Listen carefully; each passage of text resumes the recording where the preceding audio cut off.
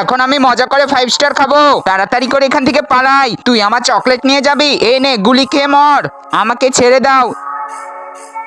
Spiderman!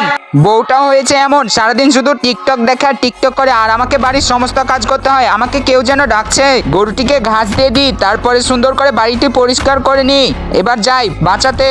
মনে হয় খুব বিপদে পড়েছে। স্পাইডারম্যান! স্পাইডারম্যান, আমার দুটোই হাত নেই, তুমি আমার পটিটা সাফ করে দাও। আরে শালা, আমি কি এসব করি?